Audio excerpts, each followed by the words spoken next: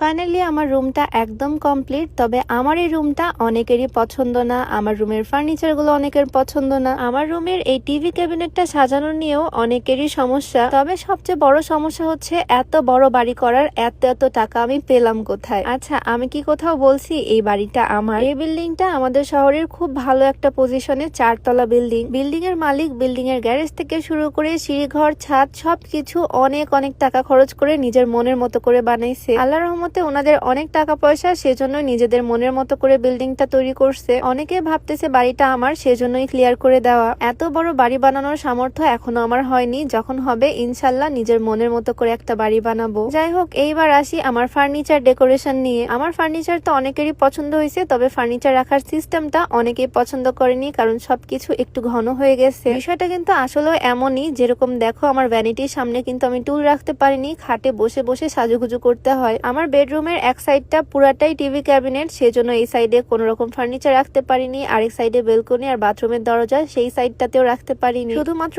এই সাইডটাতে আমার বেডরুমের ফুল সেটটা রাখছি। অনেক চিন্তা ভাবনা করার পরে এভাবে রাখা, কারণ পশ্চিম দিকে কোনোভাবেই পা দেওয়া যাবে না। আবার ভ্যানিটির জায়গায় যদি ওয়ার্ড্রব রাখতাম, তাহলে ওয়ার্ড্রবের ড্রয়ার গুলো খুলতে পারতাম না। আমার এই বেডরুম সেটের মধ্যে সবচেয়ে পছন্দ হচ্ছে এই ভ্যানিটিটা, যেটা আমি খাটের পাশেই রাখছি। অনেকে আমাকে কমেন্টে বলছে আলমারি পাল্লাগুলো কি ঠিকঠাক খোলা যায়? এই যে খোলার মতো জায়গা রেখে খাটটা রাখা হয়েছে। আসলে সব সময় সব পরিস্থিতিতে নিজেকে মানিয়ে নিতে হয়, আর এইভাবেই জীবন চলছে। আমি জানি আমার ভালোবাসার অনেক মানুষ, যাদের কারণে আজকে আমি এইখানে, আলহামদুলিল্লাহ। তবে এমনও কিছু মানুষ আছে যারা সবকিছুতে খুঁত ধরতে ব্যস্ত, যদিও তাদের বিষয়ে আমার কিছুই বলার নাই, কারণ আমার ভালোবাসার মানুষগুলোই আমার শক্তি। আজকের ভিডিওতে আরো অনেক কিছুই তোমাদের সাথে শেয়ার করব, তবে তার আগে দেখাতে চাই মেয়েদের পার্সোনাল এই দুইটা কসমেটিক, দুইটা প্রোডাক্টই খুবই ইফেক্টিভ। তোমাদেরকে একটু ডিটেলসে দেখিয়ে দিচ্ছি। বাচ্চা হওয়ার পর অনেক মায়েদেরই পেটে স্ট্রেচ মার্ক থেকে যায়, অনেকের অতিরিক্ত ওয়েটের কারণেও হয়। বডির স্ট্রেচ মার্ক গুলোকে রিমুভ করবে এই ক্রিমটা। এটা হচ্ছে ensure stretch mark cream. Stretch mark remove করে স্কিনটাকে আগের মতো টান করবে। আর সেকেন্ড প্রোডাক্টটা হচ্ছে এনশিওর আন্ডারআর্ম ক্রিম। আন্ডারআর্মস এর ডার্ক টোন রিমুভ করে ব্রাইট করতে হেল্প করবে এই ক্রিমটা। এই প্রোডাক্ট গুলো কিন্তু বিএসটিআই কর্তৃক অনুমোদিত। মেয়েদের পার্সোনাল এই কসমেটিক্স গুলো তোমরা পেয়ে যাচ্ছ বিসমিল্লাহ শপ ফেসবুক পেজ থেকে। পেজটা আমার ডেসক্রিপশনে মেনশন করে দেওয়া থাকবে, চাইলে ভিজিট করে আসতে পারো। যাই হোক, আজকের ভিডিওতে আমার রুমটা তোমাদেরকে ঘুরে ঘুরে দেখাচ্ছি। অনেকেই মনে করো আমার রুমে হয়তো জায়গা কম, আমার রুমে কিন্তু মোটেও জায়গা কম না,